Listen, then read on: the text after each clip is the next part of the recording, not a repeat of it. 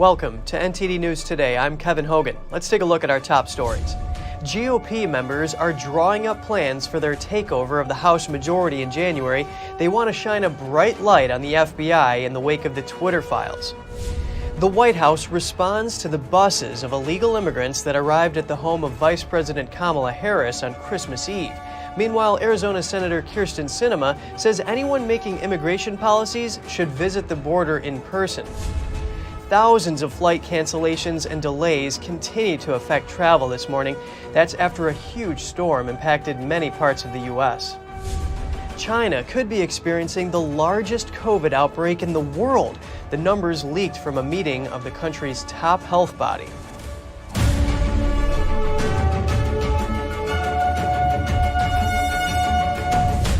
Twitter seems to have censored COVID-19 discussion under pressure from government officials.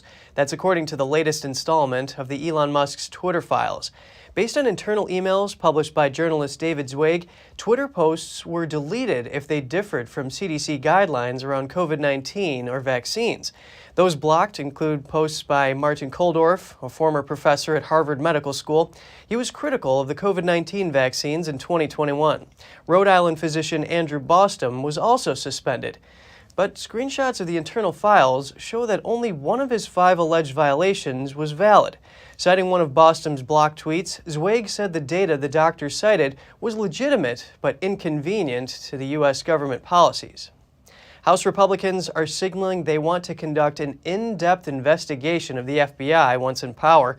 The development comes in light of the Twitter files revelations. Those highlighted the agency allegedly exercising a heavy influence on policy decisions of the social media company.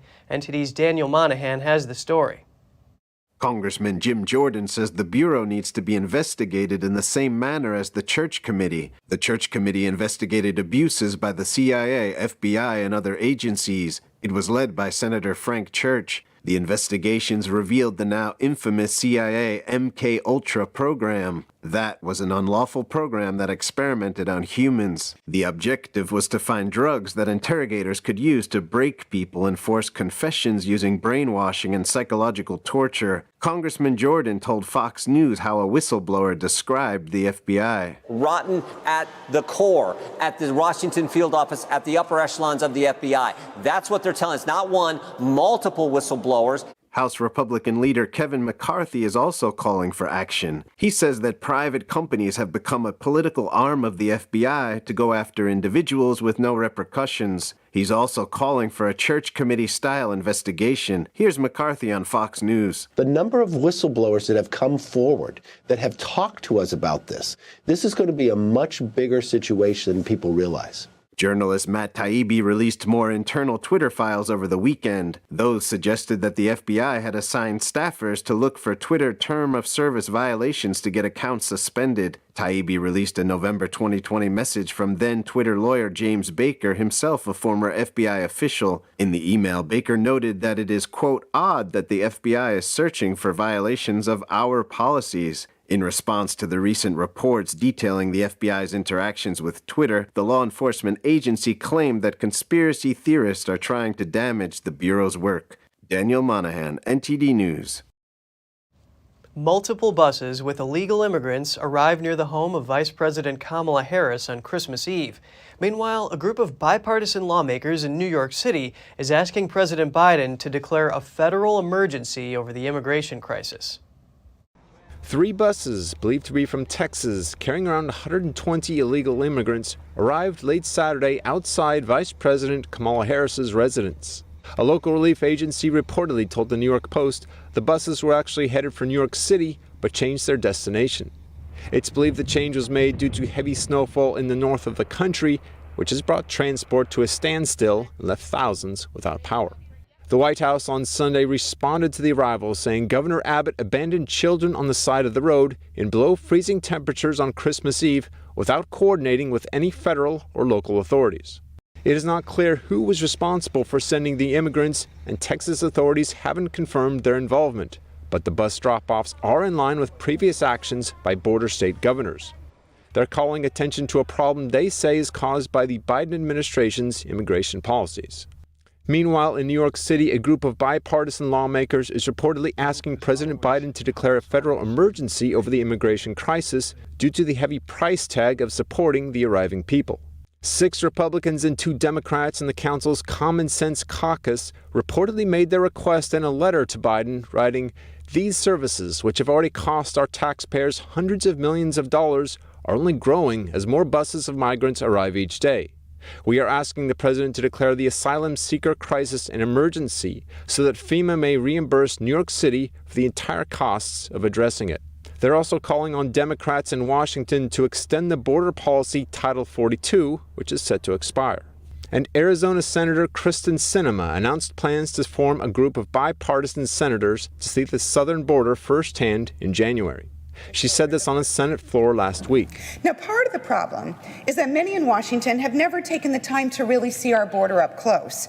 And without seeing it for all of its diversity and its challenges, it can be easy to rely on the partisan talking points instead of focusing on the meaningful, realistic solutions. Sinema says anyone who's responsible for putting immigration policies in place should visit the border.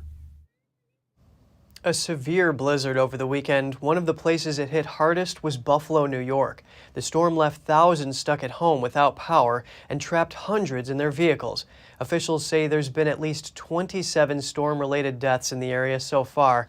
That total is expected to go up as more information comes in. NTD's Jeremy Sandberg has more on the situation in Buffalo. The severe blizzard in Buffalo over the weekend left many spinning their wheels. The freezing wind and snow prompted a driving ban on all cars other than emergency crews. The icy road conditions left even some rescuers needing rescue. The Buffalo Police Department asked anyone with a snowmobile to help with search and recovery efforts. Officials say around 16% of Buffalo residents had no electricity on Sunday. Whiteout conditions persisted with 2 to 3 inches of snowfall an hour south of the city. The death toll is expected to rise as more bodies are identified and confirmed. Emergency crews could not reach some people in time to treat their medical conditions. Others were found dead in their cars or frozen in snowbanks. New York Governor Kathy Hochul said almost every fire truck in the city was stranded Saturday, and that tow trucks, utility vehicles, and even snowplows were getting stuck. You need to stay off the roads. We've been begging, we've been asking, and the vast majority of you have, and I'm so grateful for that. But those of you who violate the driving bans, you may think you can go to the store for that 6-pack, but you are endangering other people, and it's frustrating. Hochul says the Biden administration agreed to her request for a federal disaster declaration on Sunday, and that around 200 National Guard troops were mobilized in western New York to help first responders bring supplies to shelters and conduct wellness checks. The National Weather Service says some 240 million people in the U.S., more than 2/3 of the population, were under winter weather warnings and advisories on Friday. Jeremy Sandberg, NTD News. Across the country in Washington state, about 14,000 people also lost power. It wasn't the winter storm, but vandals. They targeted 3 power substations early Sunday. No suspects are in custody, and officials don't know if it was a coordinated attack. In all 3 cases, the sheriff's office says someone forced their way into the fenced area to damage the equipment. 2 of the substations belong to Tacoma Public Utilities. Those outages affected about 7,300 customers in an area southwest of Tacoma. They got power back around 6:30 last night local time. The other substation belongs to Puget Sound Energy and supplies nearly 7,700 customers. Those who lost power had it restored by 5 a.m. local time. A Puget Sound spokesperson said the company is investigating along with authorities and declined to comment further. Officials have not said how the substations were damaged. Disruptions to Christmas Day travel continued into the morning today, with flight cancellations over 1,800 as much of the U.S. reels from the impact of the powerful winter storm. FlightAware data shows that there were also about 3,600 flights delayed in the U.S. this morning. A day earlier, on Christmas Day, delays totaled over 7,500 and over 3,000 flights were canceled. Storm Elliott was termed a once-in-a-generation storm by some forecasters. At least 38 people have died and hundreds of thousands were left without power this Christmas. The storm swept through much of the United States and parts of Canada. It brought freezing temperatures, flash floods, and blizzards. Ahead of the holiday weekend, around 73% of the U.S. population was under some kind of winter weather advisory or warning. Some regions have now lifted their winter storm warnings, but much of the eastern part of the country is expected to remain in a deep freeze into tomorrow. An Arizona judge rejected Republican Kari Lake's effort to overturn the results of the governor's race. Lake sued Arizona elections officials to challenge the counting and certification of the November election. Her suit alleged that, quote, hundreds of thousands of illegal ballots infected the election in Maricopa County. The lawsuit targeted Lake's Democratic opponent, Governor-elect Katie Hobbs, currently Arizona's Secretary of State, along with top officials in Maricopa County. The order on Saturday confirmed the election of Hobbs and said it did not find any clear and convincing evidence of misconduct that impacted the outcome of the election. Lake tweeted on Saturday that she would appeal the ruling. Former President Trump has responded to the final report by the House January 6 committee. He released this video statement on his Truth Social platform Friday, saying the committee left out some information. Days before the protest, I urged the deployment of 10,000 to 20,000 National Guard troops to keep the event safe for all involved. We wanted security, we wanted safety. The committee barely even discussed the catastrophic security failures at the Capitol, and they didn't discuss the other thing, the reason that everybody went there, the election, which was a corrupt disaster. They did not discuss why the doors were flung wide open for people to walk right in, and they didn't discuss the role of federal informants. Most importantly, the Unselect Committee did not produce a single shred of evidence that I in any way intended or wanted violence at our Capitol. They covered up multiple tweets and they covered up a video which were censored by Twitter and the FBI, in which I called for law and order and for no violence. The committee released its final report late Thursday night. It calls for criminal charges against Trump in connection to the breach. The report is over 800 pages and includes about 1,200 interviews, along with the rulings of over 60 federal and state courts. Trump calls the investigation a partisan witch hunt and a fake trial. One of Trump's lawyers, Timothy Parlatore, says the report lacks value and it's written by politicians for a political purpose. The panel calls for Trump to be prosecuted on 4 counts, a recommendation pending action by the Justice Department. And still to come, South Korean military aircraft scramble to protect the country after drones from North Korea fly over. And video shows chaos at a Chinese funeral home as residents pack the premises, despite Chinese authorities reporting 0 new COVID deaths. More in just a moment here on NTD News Today.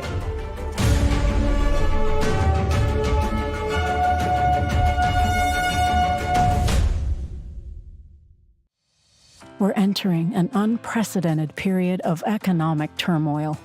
The economy is unstable, our government is in shambles, and the global war on energy has created a domestic crisis. Americans need a way to protect their financial future.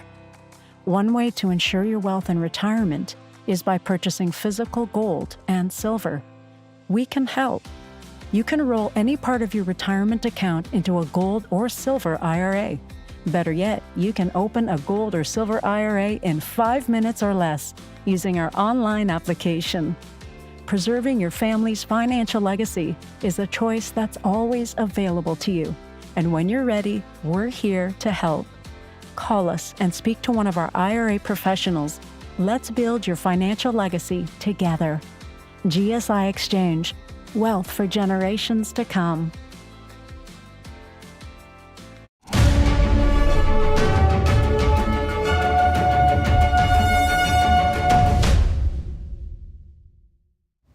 Welcome back. 5 North Korean drones crossed into South Korea today, and South Korea responded by scrambling jets and attack helicopters and opening fire to try to shoot down the drones. South Korea first detected the drones in the skies over a South Korean city. Local news reports that South Korea's military fired about 100 shots but failed to take out any of the drones. As part of its response, the South Korean military also sent surveillance aircraft into the north to photograph its military installations. In the effort to counter the drones, a South Korean aircraft crashed shortly after departing its base. Its 2 pilots were able to escape before the crash and are in the hospital. North Korea says it intensified disinfection work at a public bathhouse in capital Pyongyang. Unverified video shows workers disinfecting various equipment and facilities. The video was provided by the North State-run news agency KCNA. It shows workers at the Undak Health Complex bathhouse disinfecting various equipment and facilities, including a hair salon and barbershop. Residents depend on bathhouses for personal hygiene since residential bathing facilities are rare. KCNA did not say beefing up disinfection was to prevent the spread of COVID-19, but the report came as the state's neighbor and ally, China, is scrambling to cope with a nationwide wave of infections. A North Korean official who was suspected of having COVID was reportedly executed after a trip to North Korean bathhouse. He was accused of breaking quarantine orders after visiting China. North Korea has not confirmed how many people have caught COVID. Experts say it lacks the means to conduct widespread testing. China might be going through the largest outbreak of COVID-19 in the world.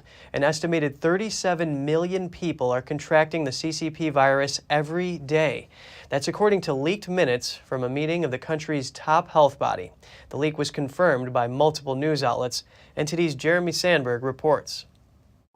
It's hard to know China's actual numbers when it comes to COVID, as the Chinese Communist Party, or CCP, has hardly been forthcoming since the pandemic started. But according to leaked minutes from an internal meeting of China's National Health Commission last week, officials say about 250 million people were infected with the disease in the first 20 days of December. That's about 18% of China's population. The figure is exponentially higher than the regime's official virus tally. If accurate, it would put China's outbreak as the largest in the world. Bloomberg and other media outlets confirmed the notes with anonymous officials involved in the discussions. A screenshot of the conference notes circulating online shows the virus apparently spinning out of control, especially in Beijing and southwestern China's Sichuan province. It appears to have hit over half of the residents in those areas. After nearly 3 years of strict zero-COVID policy, the Chinese people have been left with little natural immunity against the CCP virus. The minutes cited 12 major Omicron subvariants found in China. The 3 listed most prevalent are BA.5.2, BF7, and BM7. How the agency arrived at these figures remains unclear, as the country abandoned mandatory mass virus testing earlier this month. But the numbers do appear consistent with anecdotal evidence of a spike in infections and deaths nationwide, including among the CCP's elite circle. The numbers also align with analysis by UK researchers projecting up to 279 million cases nationwide, with up to 2.1 million deaths. The virus surge has overloaded morgues and hospitals across China. Experts predict the peak in the whole country will come in January, when tens of millions of people travel across China to celebrate the Lunar New Year with family. Jeremy Sandberg, NTD News. Official statistics from China report no new COVID deaths for the last 6 days, but large crowds are gathered at a funeral home in the city of Jinan in eastern China. Video obtained by Reuters showed dozens of people in vehicles crowding outside the gate of the funeral home. The second part of the video shows scenes of frustration inside the packed building where people were shouting. Reuters was able to verify the video, but not the date. After nearly 3 years of ruthless anti-virus policy, Chinese leader Xi Jinping scrapped the country's zero-COVID policy this month. Protesters across the country called for an end to the lockdowns and relentless testing as a new outbreak began to surge. Now, many say that China's statistics don't reflect the actual number of fatalities. Taiwan reports its largest military incursion to date. 71 fighter jets and military drones from mainland China breached Taiwan's air defense identification zone over 24 hours. Taiwan's defense ministry said 43 of the aircraft also crossed the Taiwan Straits median line, an unofficial buffer between the two sides that lies within the defense zone. 7 Chinese Navy ships were also detected near Taiwan. Beijing continues military activities close to the self-ruled island.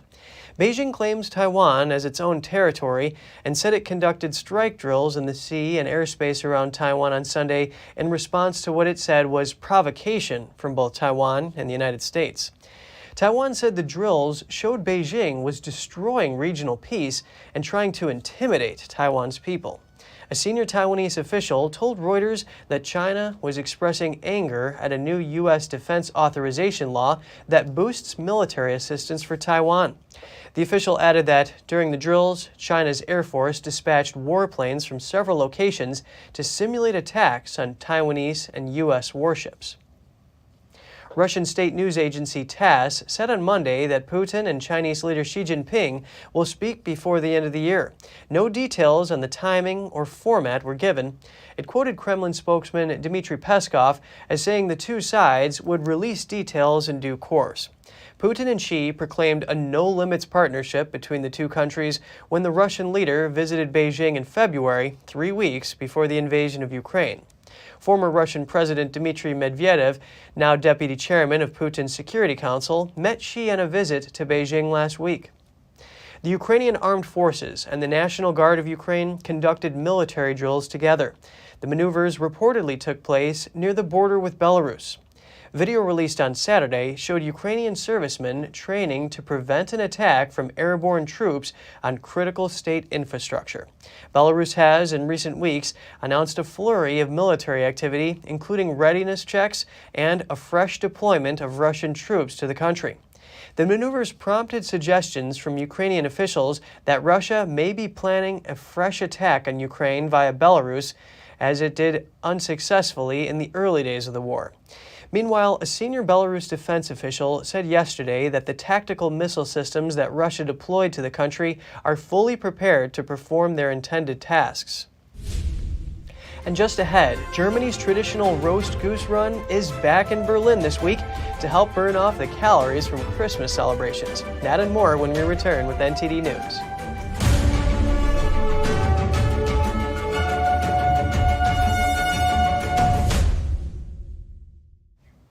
Christmas feasts are tasty, but for some, it can be a headache to shed calories after the celebrations.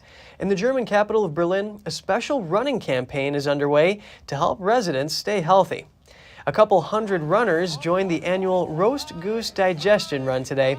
Led by one of the organizers with a mock goose in his hand, participants trotted 3 miles until they reached a small cabin. There, they were rewarded with mulled wine and pastries. The runners used the treats as fuel to run another 5K back to the start. Roast goose is a traditional German Christmas dish, often served with red cabbage, kale, and potato dumplings. After a 2-year hiatus due to the pandemic, the runners were excited to revive the goose run tradition. Just before Christmas, Emirates Airlines turned one of its planes into Santa's sleigh in a festive clip, adding to the holiday fun.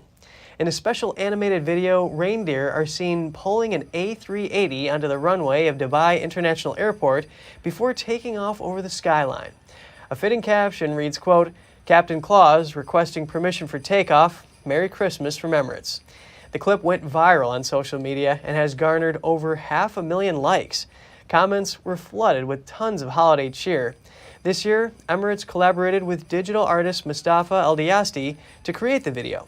The artist produced a number of creative videos over the past few years, displaying Dubai's iconic attractions in refreshing ways. When you need to get through a busy workday, tough one, coffee can provide an energy boost.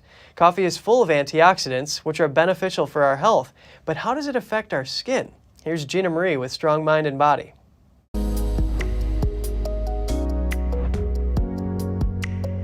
Rumor has it that the nation's favorite hot drink can actually wreak havoc on your skin. One of the factors that affect how good or bad coffee is for your skin is what you take your coffee with. Sugar, for example, has been shown to negatively impact the skin and cause wrinkles. Milk is another culprit that negatively affects the skin. Studies have shown that there's a link between skin conditions such as acne and lactose. With this in mind, it might seem that drinking black coffee is the solution. Unfortunately, it's not that simple. Coffee contains caffeine, which increases levels of the stress hormone cortisol. Studies have shown that if you suffer from acne or similar skin conditions, stress can make it worse. Coffee does contain antioxidants and polyphenols, but drinking too much coffee can worsen blemishes and wrinkles. It also dehydrates your skin. Dehydration significantly affects the appearance of your skin. The more hydrated you are, the more likely your skin is to look healthy, springy, and glowing. The caffeine in coffee makes coffee a mild diuretic. If you drink a significant amount of coffees a day, this diuretic effect can dehydrate you. It will leave your skin looking drier and worsening the appearance of wrinkles. Caffeine can also have negative effects on the skin's aging process. It can cause blood vessels to constrict. As a result, your skin's surface can't deliver as many nutrients and antioxidants. Ultimately, this will impede collagen production. Caffeine is great for an energy boost, but that extra spark during the day can keep you lying awake at night. 400 milligrams of caffeine can affect sleep, even when it's consumed 6 hours before bedtime. When you sleep less, all of your important bodily functions are affected. Your skin also takes a hit. Poor sleep can result in dull, dry skin and under-eye bags. As with most things, coffee works best when you drink it in moderation. 2 cups a day is a reasonable amount to avoid excessive harm to your skin. That's all for today's program. We're really glad to have you with us. Please send us an email if you'd like to tell us something. We're going to put it on screen. For podcasters, that's news.today@ntd.com. I'm Kevin Hogan, NTD News, New York City.